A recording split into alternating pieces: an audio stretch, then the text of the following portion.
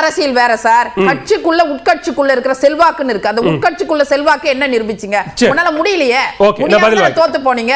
துரோகம் என்னைக்குமே வென்றதா சரித்திரம் கிடையாது. சரி, பேசுவோம். திராம்கி, இங்க கட்சி ஒருங்கிணைவதற்கு வித்திட்டவர் பெருந்தன்மையோடு இரட்டை இலை சின்னத்தையோ அல்லது மற்ற விஷயங்களையோ மறைந்த ஜானகி எம்ஜிஆர் விட்டு கொடுத்தார். எனவே அந்த அடிப்படையில் அவருக்கான அந்த கௌரவப்படுத்தக்கூடிய நோக்கில் ஒரு நூற்றாண்டு விழா நடத்துறது அப்படின்னு சொல்ற அதே நேரத்தில் கட்சியில் இருந்து நீக்கப்பட்டவர்கள் தான் அவர்கள் கட்சிக்கு துரோகம் இழைத்தவர்கள், அவர்களை என்னாலும் சேர்த்துக் கொள்ள முடியாதுங்கிற ஒரு நிலைப்பாட்டை எடுப்பது அப்படிங்கிறது முரணா இல்லையா? இந்த கேள்விகளுக்கெல்லாம் ஒரு பதில் வந்து ஒரு 5 நிமிட வாழ்த்துறையில் இருக்குது. இன்றைய நிகழ்வோட ஒரு முக்கியமான ஹைலைட்டே வந்து சூப்பர் ஸ்டார் திரு ரஜினியோட அந்த வாழ்த்துறை தான். அது ஒரு கிளியர், ஒரு கன்சைஸ், கம்பேக்ட் ஸ்டேட்மெண்ட். ஆக்சுவலா அது நிறைய டீகோட் பண்ணலாம்.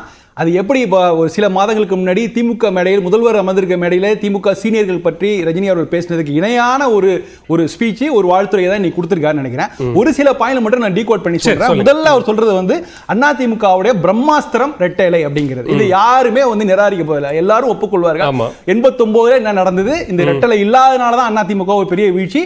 அதே அந்த ட்ரெண்டிங் வந்து 2021 வரைக்கும் அந்த த்ரெட் இருந்துச்சு.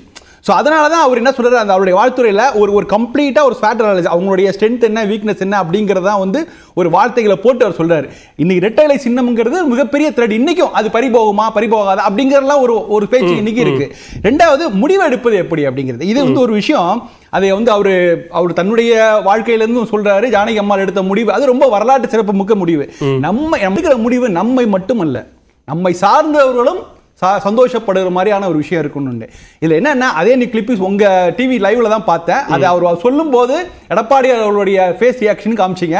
அதை அவர் ஏற்றுக்கொள்ள முடியாத ஒரு ரியாக்ஷன் தான் எடப்பாடி அவர்களும் கொடுத்தாரு. அது ரொம்ப முக்கியமான விஷயம். அந்த டிசிஷன் எடுக்கிறதுங்கிறது நாம எடுக்கிற தனிப்பட்ட எந்த டிசிஷன் கிடையாது. ஏன்னா ஒரு அதிமுக பெரிய இயக்கம், அதுல தலைமை பொறுப்பு எடுக்கிற டிசிஷன் வந்து அவங்களை பத்தி மட்டும் நினைக்காமல் அவர்களை சார்ந்து இருப்பவர்கள் எப்படி நினைக்கிறாங்க, அவங்களுடைய மன ஓட்டத்தையும் புரிந்து கொண்டு எடுக்கப்பட்ட ஒரு டிசிஷன் தான்.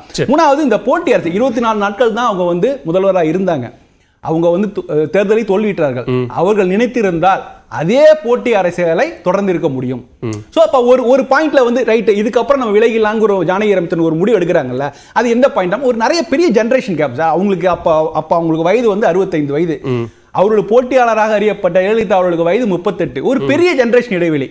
இந்த ஜெனரேஷன்ல நாம வந்து சரி அடுத்த தலைமுறைக்கு நம்ம ஒதுங்கணும், அடுத்த தலைமுறைக்கு ஒரு எம்பவர் பண்ணணும் அப்படிங்கிற அந்த ஒரு நோக்கமும் அந்த உள்ள இருக்கு.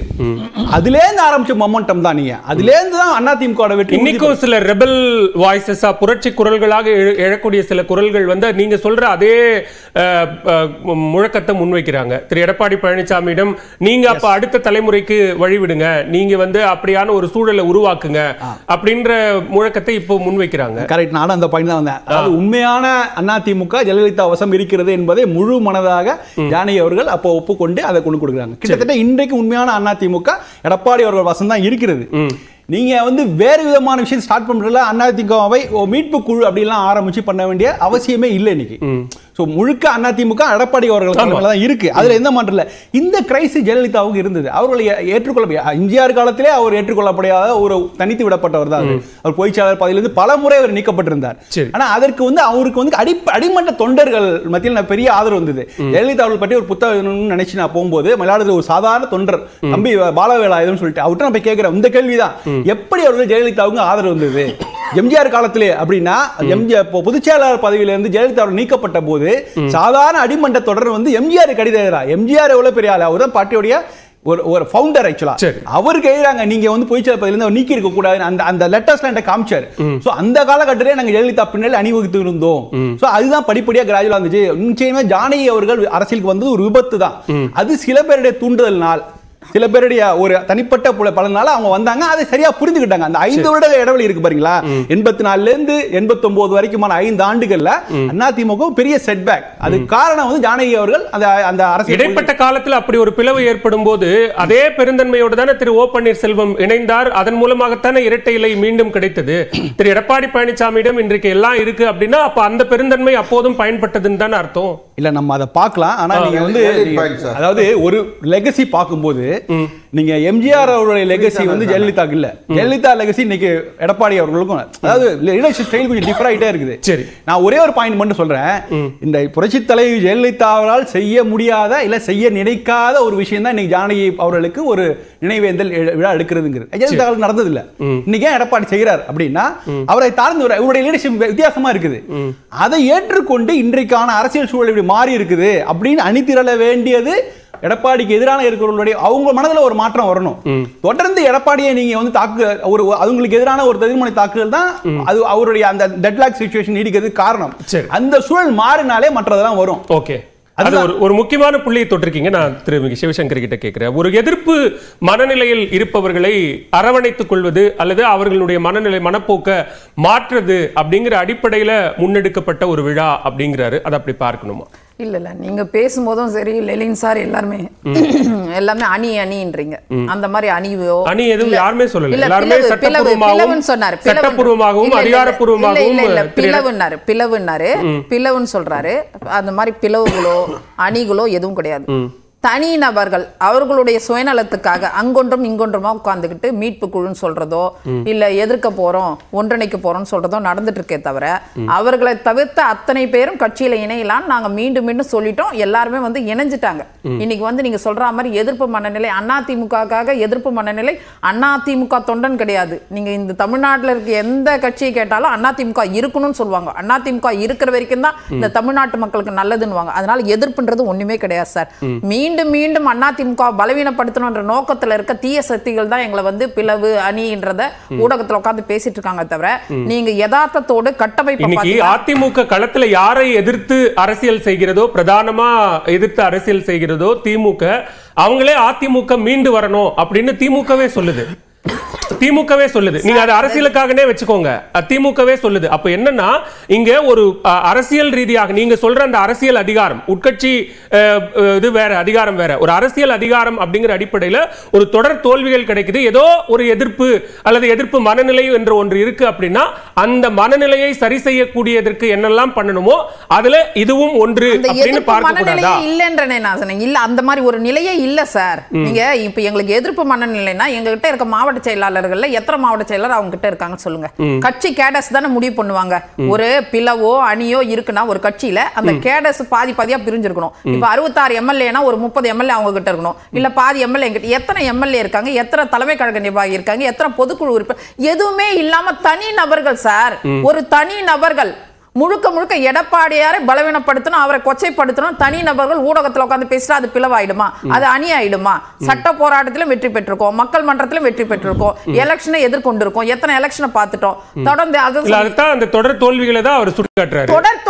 சார் இது தொடர் தோல்வி இல்ல சார். 10 வருடம் ஆட்சியில் இருந்திருக்கும் சார். 10 வருடம் இப்பதானே 21 தானே எலெக்ஷனே நடந்திருக்கு.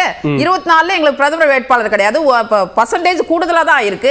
அப்பொழுது 3%. அதாவது தென் மாவட்டத்தில் எங்கேயுமே ஒரு சுற்றுப்பயணம் போல சார். ஏன்னா அவருக்கு தெரிஞ்சு போச்சு முதல்வர் வேட்பாளர் இவரா இருக்கிறதுனால நம்ம போக கூடாது. போயிருந்தா அந்த 3% ஓட்டை வந்து சமன்படுத்தி இன்னைக்கு முதலமைச்சர் ஆயிருப்பாரு அவரு. ஆட்சி அதிகாரம் கைக்கு வந்திருக்கும். அத்தனை துரோகத்தையும் செஞ்சாங்க. இன்னைக்கு என்ன பண்றாங்க? யாரோட கூட்டணி வச்சுக்கிட்டு ரெட்டலை எதிர்த்து தானே நிக்கிறாங்க. அப்ப அது துரோகம் இல்லையா? துரோகத்தை பத்தி அவங்க பேசலாமா? அடுத்து ரெட்டலையை வந்து நீங்க சொன்னீங்க வர்றதுக்கு அவர் காரணம். அப்படி கிடையாது. எங்களுக்கு எதிர்த்து ஓட்டு போட்டாங்க சட்டமன்றத்துல. ஏன் உங்களுக்கு தெரியாதா? அப்படி எதிர்த்து ஓட்டு போட்டவங்கள நாங்க ஒன்றிணைச்சு இரட்டைலை மீட்டெடுத்தோம். எப்படி ஜானகி அம்மையார் எப்படி அந்த சூழ்நிலையில எவ்வளவு புத்திசாலித்தனமா கொண்டு போய் அம்மா கிட்ட கொடுத்தாங்களோ அதே போல எடப்பாடியார் எதிர்த்து ஓட்டு போட்டனா கூட பரவாயில்ல, ரெட்டலையை மீட்டெடுக்கணும் ஒரு நல்ல நோக்கத்துல இணைச்சு அவங்களுக்கு அதிகாரத்தை கொடுத்து துணை முதல்வர் பதவியை கொடுத்து அவங்க கேட்ட அத்தனை சலுகையும் கொடுத்து ரெட்டலை மீட்டெடுத்தார். இதையும் இப்படி பாருங்களேன். சரி, திரு ஓ பன்னீர்செல்வத்திற்கோ அல்லது திருமதி சசிகலாவுக்கோ நீங்க பெருந்தன்மை இல்லை அப்படிங்கிற ஒரு குற்றச்சாட்டை முன்வைக்கும் போது அவங்க பேசக்கூடிய கருத்துகள் என்பது நீங்க சொல்ற மாதிரி தனிநபர்னு சொல்றீங்க. அந்த தனிநபர்கள் சொல்லக்கூடிய கருத்து எதுவுமே தனிநபரா ஓ பன்னீர்செல்வம் வெற்றி பெறணும், தனிநபரா சசிகலா வெற்றி பெறணும் யாருமே சொல்லல.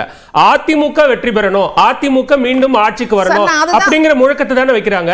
அது நீங்கள் கொண்டாடக்கூடிய ஜானகி எம்ஜிஆர் உட்பட ஜெயலலிதா உட்பட எல்லா தலைவர்களுக்கும் பெருமை சேர்க்கக்கூடியதுன்னு பார்க்க முடியாது. அது சார் இப்ப நீங்க சொன்னீங்களா சசிகலா அவர்களுக்கு என்ன பலம், என்ன பலத்தை நிரூபிச்சிருக்காங்க, என்ன அதிகாரம், என்ன கட்சி இருக்கா? டிடிவி அவர்கள் வேற கட்சி தொடங்கிட்டாரு. அவர் வேற கட்சி வேற இயக்கம், அதுக்கும் அதிமுக சம்பந்தம் கிடையாது. சசிகலா அவர்களுக்கு அம்மா இருக்கும் போதே சொல்லிட்டாங்க. அந்த அம்மாவே அறிக்கை கொடுத்துட்டாங்களே சார், நான் அரசியல இருந்து விலகி நிக்கிறேன்னு சொல்லிட்டாங்க. அப்ப இப்ப என்னவா இருக்கிறாங்க அவங்க, என்ன சொல்றாங்க? இன்னைக்கு சொல்லக்கூடிய கருத்து பாப்போம். நீங்க முன்னாடி சொன்னதை சொல்றீங்க, ஆனா இன்னைக்கு என்ன சொல்றாங்க? இன்னைக்கு என்ன சொல்றாங்க? எல்லாரும் ஒன்றிணைந்தால் தான் அதிமுக. அதுதான் சார் அவங்க என்னவா அவங்கள சொல்றாங்கன்னு நான் கேக்குறேன். அவங்க என்னவா சொல்றாங்க? ஒரு இயக்கத்தின் பேரை சொல்றாங்க. ஒரு நலம் விரும்பின்னு வெச்சுக்கோங்க. அதிமுக மீது நலன் விரும்பின்றது தனிநபர் தானே. நலன் விரும்பின்றது தனிநபர் தானே. அப்ப ஒவ்வொரு தனிநபருக்கும் நாங்க முக்கியத்துவம் கொடுத்தா கட்சி எப்படி நடத்த முடியும்? கட்சிக்குன்னு ஒரு அமைப்பு இருக்கு, தலைமை கழக நிர்வாகிகள் இருக்காங்க, என்ன செய்யணும் என்ன செய்யக்கூடாது அவங்க முடிவு எடுக்கிறாங்க. நாங்க குடும்ப கட்சி கிடையாது. அப்பா முடிவு எடுத்து புள்ள செய்யறதுக்கு, புள்ள முடிவு எடுத்து அப்பா செய்யறதுக்கு. இது தொண்டர்களுக்கான இயக்கம். இப்ப எடப்பாடியார ஒரு முடிவு எடுக்கணும்னா கூட தலைமை கழக நிர்வாகிகள் முடிவு எடுத்து அதுக்கு ஒரு தீர்மானம் போட்டு செயல்படுத்தணும் சார். நீங்களும் ஒரு முக்கியமான புள்ளிக்கு வந்திருக்கீங்க. ஒரு வாரிசு அரசியல் விமர்சனத்தை தொடர்ச்சியா திமுக மேல முன்வைக்கிறீங்க. ஜானகி எம்ஜிஆர் வாரிசு அரசியல் விமர்சனத்துக்குள்ள வர மாட்டாங்க. ஜானகி எம்ஜிஆர்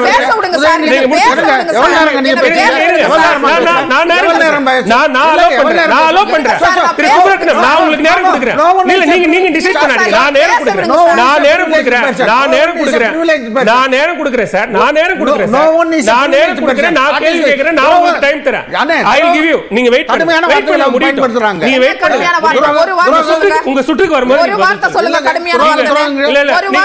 பதில் சொல்லுங்க.